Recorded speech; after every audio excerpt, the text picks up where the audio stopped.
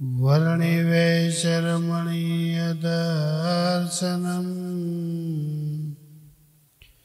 मन्दहास्यरुचिराननाम्बुजम् पूजितं सुरनरोत्तमैर्मुदा धर्मनन्दनमहं विचिन्तये। श्रूयतां देवदेवेश स्वामिनारायण प्रभो त्वदीयेनावधानेन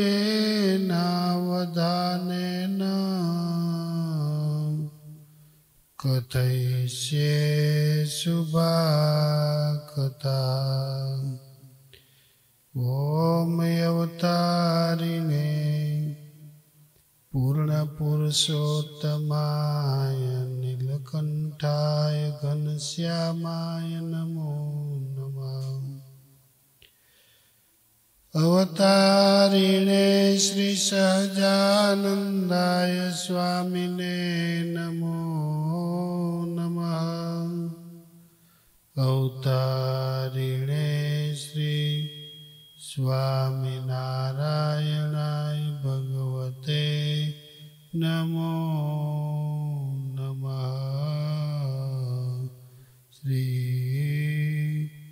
गुरवे नमो नमः।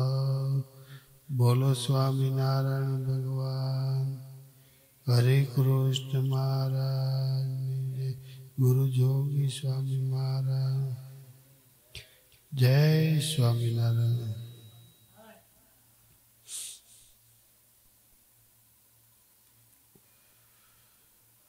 સુખ તોલ પામવા માટજી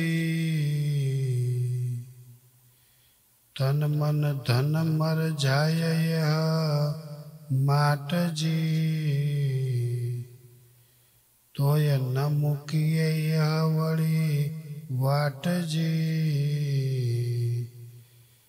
તો સર્વે વાર્તા ઘણું બેસે ઘાટજી। એવું હોય છે?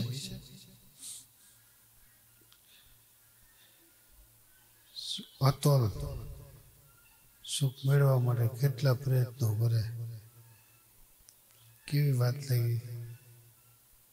તન મન ધન મળે ત્યાં સુધી મહેનત કરી રાખી, મળે મળે મળે મળે, ગમે એટલું દુઃખ આવે તો મળે।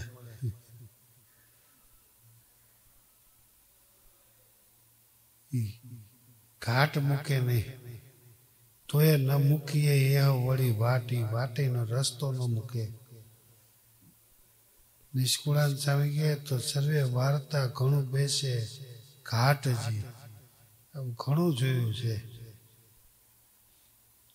સુખને માટે ઘણે તપથી દોટ મૂકી, કોઈ અષ્ટાંગ યોગથી, કોઈ વળી સાધનાથી, કોઈ માનતાથી, એ અનેક પ્રકારની માનતા કરે। એક અમારે અનુભવ થયો હતો, ઉભા ઉભા ખપ્પરમાં ખાય। ભાઈ આવું કેવું? દીકરાની ઈચ્છા હતી, બેહીને તો શાંતિ દીકરા ના ઉભો ઉભો, ભગવાન દીકરો આપે તો ઉભો ઉભો ખાવું છે। લ્યો, જીવાત્મા આવી ઘણી પ્રકારના ઘાટ કરે। તૃષ્ણા હોય ને એ પૂરી થતી નથી એમને। આગળ લખે સામે,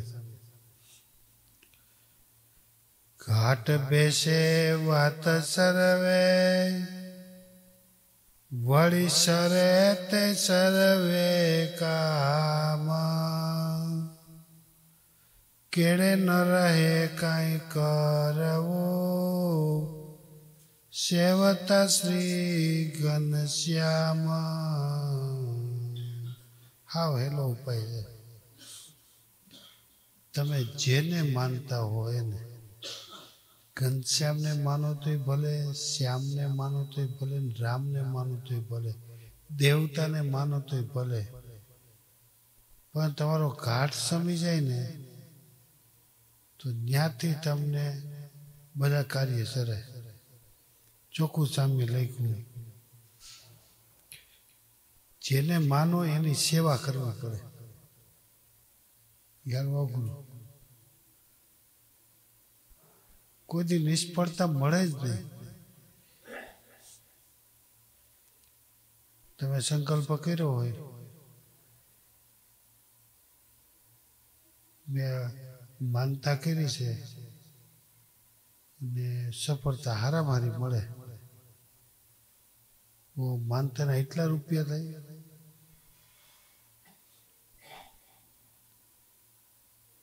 વિચાર પાછો વળી જાય, સંકલ્પ પાછો વળી જાય. કચ્છમાં સમય હતો, અમારે જવાનું થયું. મારે એની સાથે હેત અને ઉતારો, ત્રણેય માળમાં એસી હતા, આખું એસી મકાન. મને ઉતારો ત્યાં આપ્યો. બેન્ડ વાજા વાળા લંડન થી આવ્યા હતા, એને ઉતારો ત્યાં હતો. દિલગીરી થતો હતો. સ્વામી કે 2 વર્ષની નરનારાયણ દેવની માનતા રહી ગઈ. ગયા વર્ષે નથી કરી ને આ વર્ષે માનતા પૂરી કરવાયો. કેટલી માનતા છે? 2 વર્ષની 20,000 પાઉન્ડ થયા. એ ગણો કે 10મે ભાગે 20,000 પાઉન્ડ, તેની આવક કેવડી? 1 પાઉન્ડનો ભાવ 100 રૂપિયા, 110-12 રૂપિયા હોય તો 20,000 પાઉન્ડનો ભાવ શું થયો? 1 પાઉન્ડના 100 રૂપિયા ભાવ. કે મેં માનતા 20,000 પાઉન્ડ કરી દીધી. ત્યાં સુધી હું માનતાનું તો કરતો નહીં, ધર્મ ત્યાં સુધી મને શાંતિ નહોતી થતી. માનતા કરી મને થયું હા હવે મારું મેં માનતા પૂરી કરી લીધી.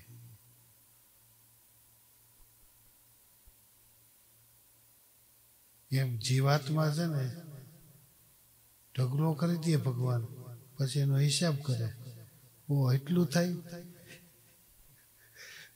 તો એ કઠિન છે. વિચારમાંથી ફરવું ને એ કઠિન છે. એ માનતા કરી એટલે ભગવાને એટલું દીધું. ભગવાન દે ને, સમજ્યા?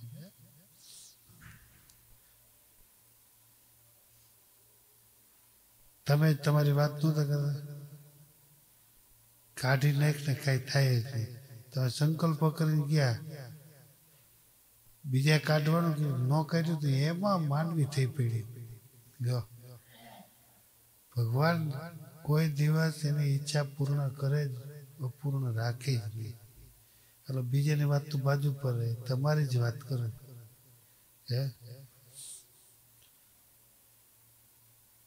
સંકલ્પ આમાં કાંઈ થાય નહીં. નક્કી કરીને કાઢી નાખે, વળી રાખ્યું. ભગવાને જે દેવું હોય દે. બીજા એમ કે ભાઈ આમાં કાંઈ નહીં, કાઢી નાખ, પણ એમાં થયું બીજાને ન થયું. માનતા એટલું સરસ કામ કરે. જો આપણે ડગીએ નહીં ને તો ભગવાન ગમે તે આપી દે. સમજ્યા?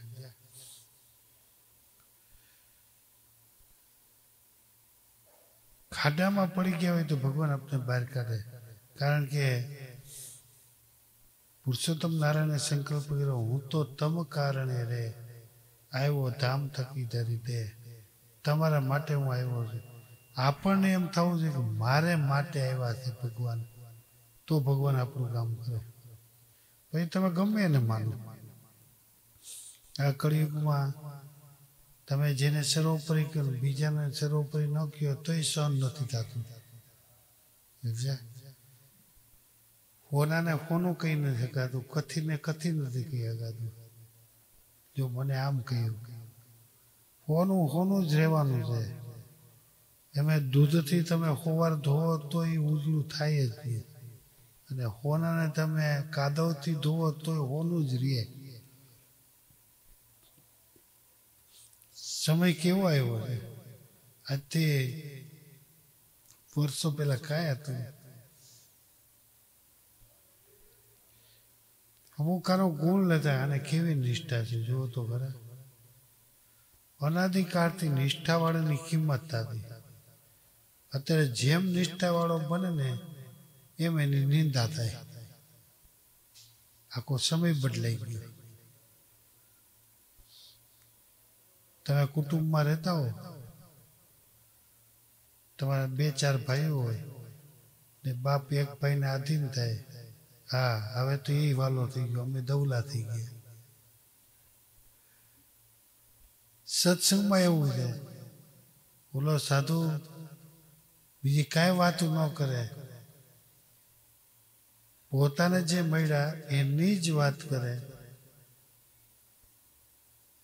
તો એમાં દુઃખ આવે. શાસ્ત્રમાં લખેલી, છાપેલી, વાંચેલી, બધા વાંચે એ જ વાત કરે. અગાઉથી બધું લખેલું છે, આપણી વાત નથી. વ્યાસ ભગવાને લખેલી એક એવી કથા નથી વ્યાસ ભગવાન ન લખી હોય. એ વાત નથી.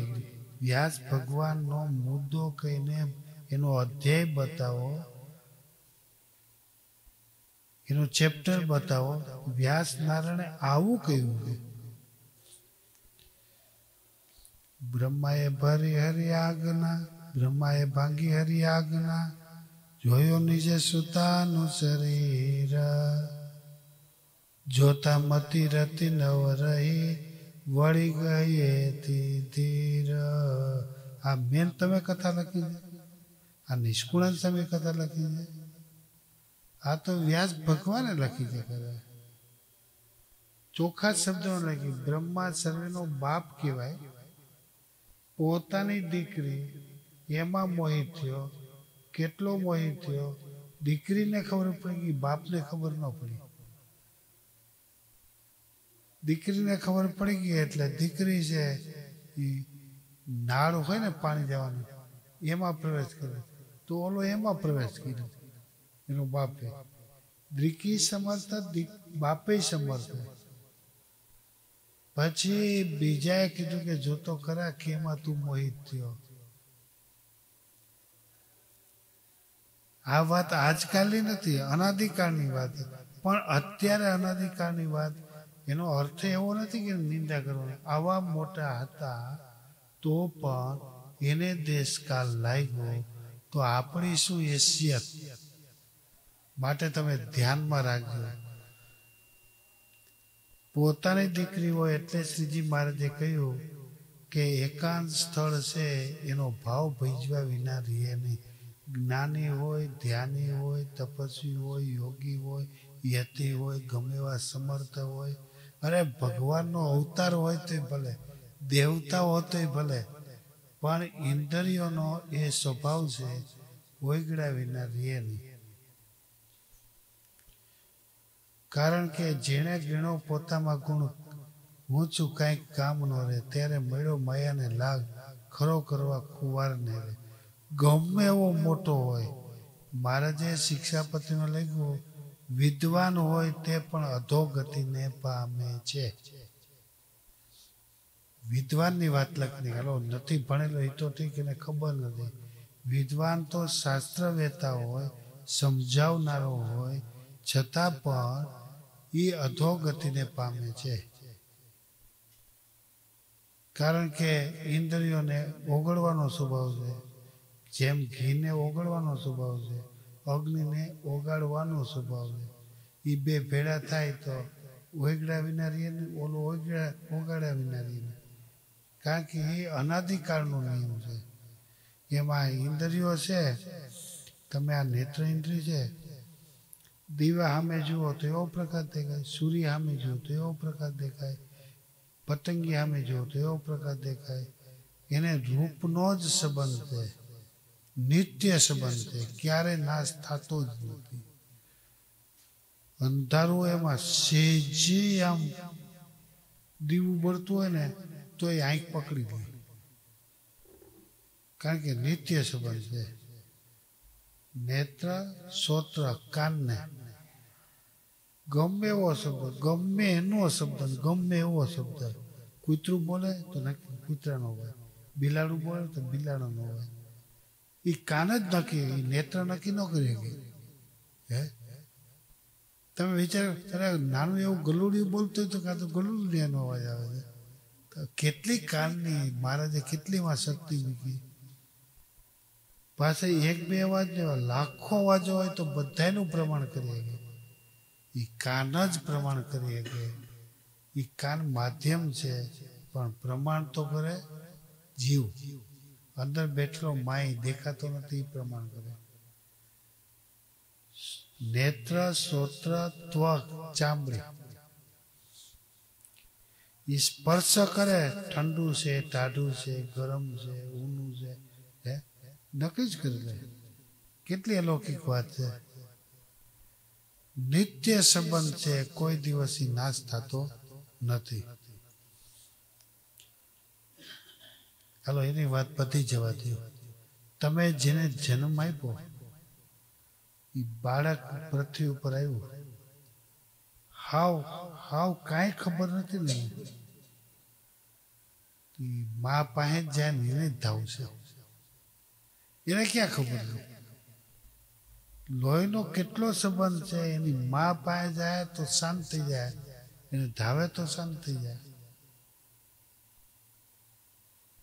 પછી લાખ માણસો હશે, લાખ માણસથી કોઈ પાસે નહીં જાય, એની મા પાસે જાય. એ કોણ એને શીખડાવવા ગયું?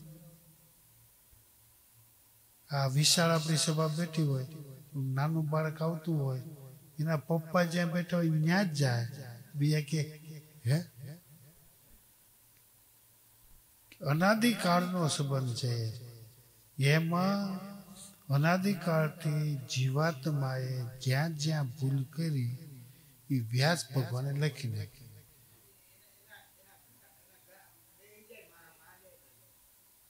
બેહી જાય. વ્યાસ ભગવાને આ બધાના રૂપ ઉગાડા કર્યા. રામ ભગવાનનું લખ્યું લ્યો, એની ભૂલ કરી લખી નાખી. તમે વિચાર કરો, સીતાજીનો કોઈ વાંક હતો, કોઈ ગુનો હતો, કોઈ દોષ હતો, કોઈ અપરાધ હતો? હે છતાં પણ રામે એને તજી દીધા ઘોર જંગલમાં. અરે એવો ગુનો હોય તો ઘોર જંગલમાં મૂકવા પડે. કેવો દંડ દીધો. રામે સીતાને તજી દીધા, સીતાએ રામને ન થઈ જાય. ખાલી આ એક વાતનો વિચાર કરે ને, દુનિયા ગમે તેમ બોલે. અરે સ્વામિનારાયણના વખાણ કરે, વિષ્ણુના વખાણ કરે, દેવતાના વખાણ કરે, કે ગમેના વખાણ કરે. તમે તમારી નિષ્ઠામાંથી શું કામે દગો? થોક બંધ વખાણ કરે. કેમ નથી આ સમજાતું? એમને સંસારની રીત છે.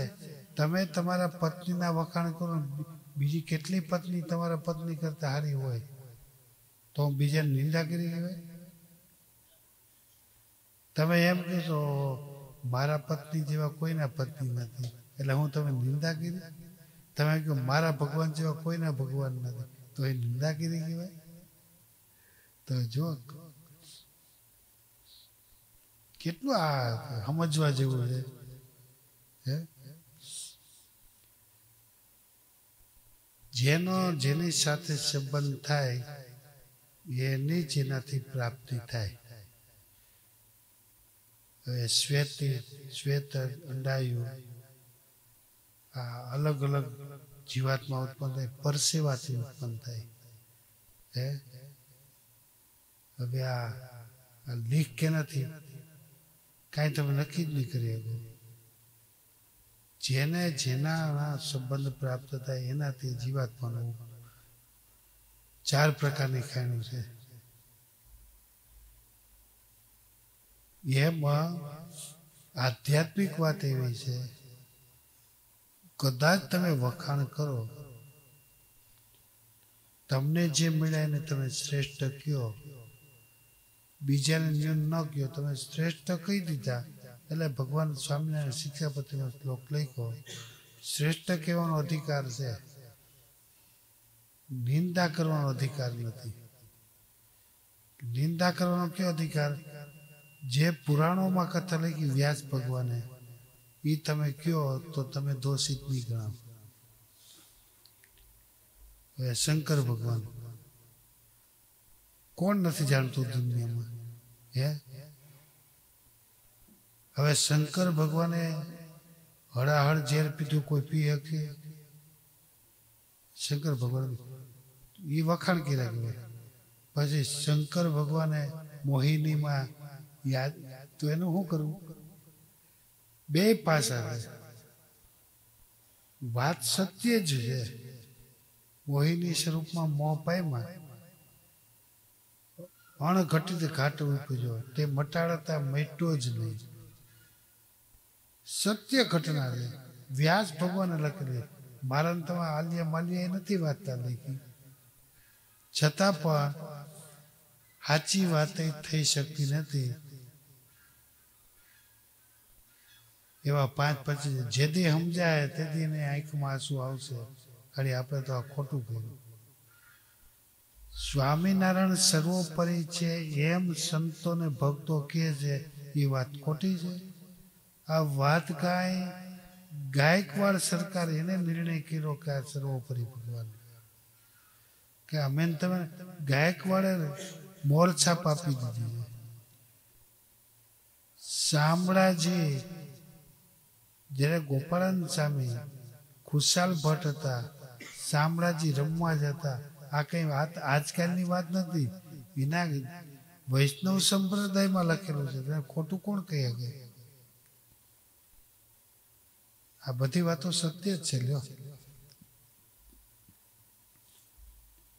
એટલે નિષ્કુળ થઈને લખે છે, સહુના સ્વામી જય શ્રી હરિ, સહુના નિયંતા જે નાથ, સહુના આશ્રય સવતા સદાય થાય સનાથ.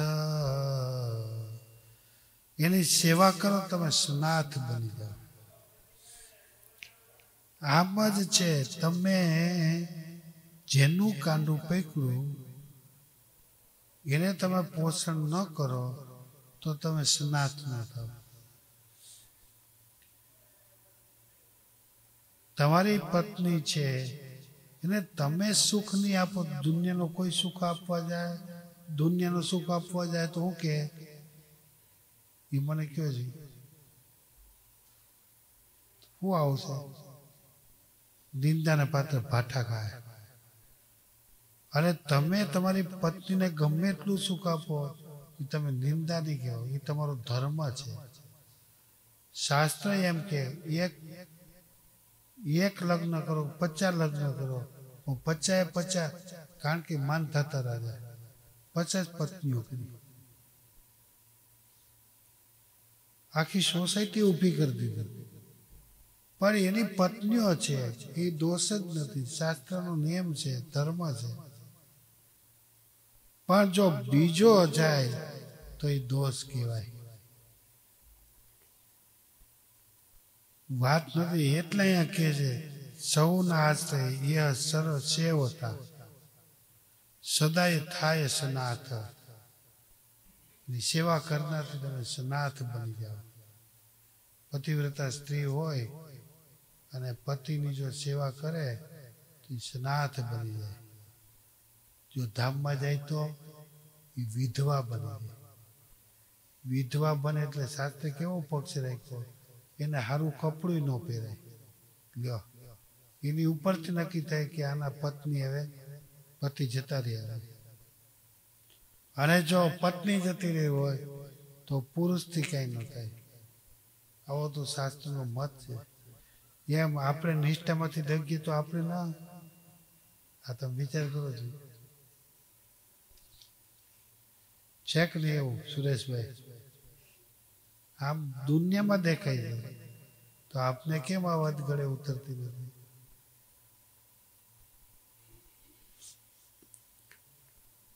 જાણ્યા વિના સમજ્યા વિના ગોબા દીધે રાખી જાય.